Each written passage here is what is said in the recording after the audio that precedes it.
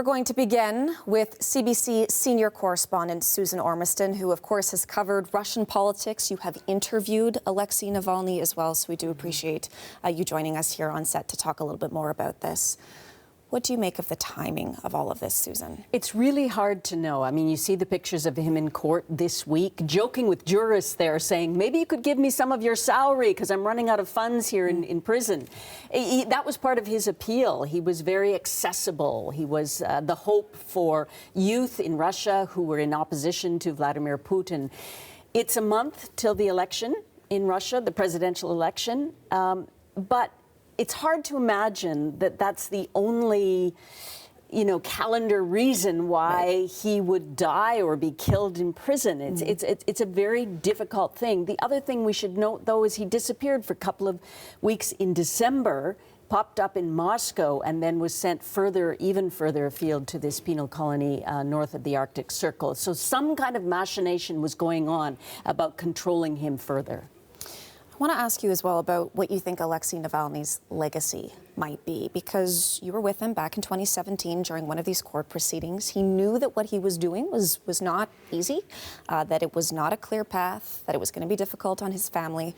What do you think his legacy is going to be here? Well, he started opposing Vladimir Putin because of corruption. He had a team of young people in Moscow. They were very social media savvy. They would, he was almost like an influencer, Alexei Navalny. And I remember vividly in 2017 going with him to a court case in Kirov. Important because it's in the middle of nowhere, really, in Russia. It was a provincial capital. And they had trumped up charges of embezzlement against Alexei Navalny. Why? Because if he was convicted, he couldn't run for public office. He was trying to run in the 2018 election.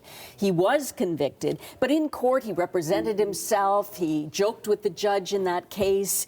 Very charismatic character, and this was what attracted young people to him. I should say, though, that his support was not overwhelming inside Russia. I mean, polls are very suspicious in Russia as it is, but, we were getting maybe 20% at the highest for when he ran for mayor, so it wasn't a huge support for opposition. Most people are on the record as supporting Vladimir Putin to this day. What about your personal reaction to this? And of course, you spent a lot of time working inside Russia. Like we say, you've interviewed, you've met Alexei Navalny. What's your personal reaction? How do you think we might see this play out inside Russia? There's a couple of things to note. When I woke up this morning and heard this tragic news, I was incredibly sad. Many people believed that, yes, he would be imprisoned for decades, but they didn't really think this would come to this. Right. And so there's a sense of loss and disillusionment, I think, amongst his supporters.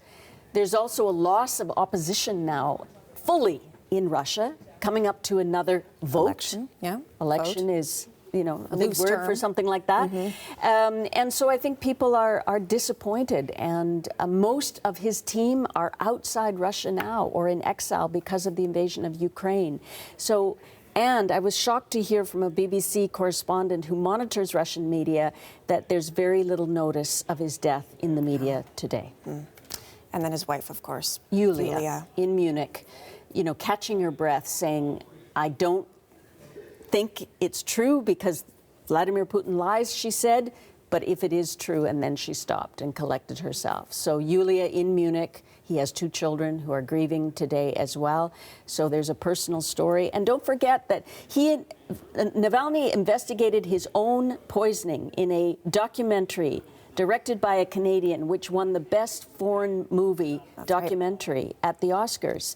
So there's that legacy, too, of him actually doing his work as a lawyer to find out what happened to him. But an extremely tragic day. I suspect a lot of people who have not seen that documentary by that Canadian filmmaker may be watching that in the coming days. Susan, thank you. We do appreciate this and your personal reactions as well. Susan Ormiston for us.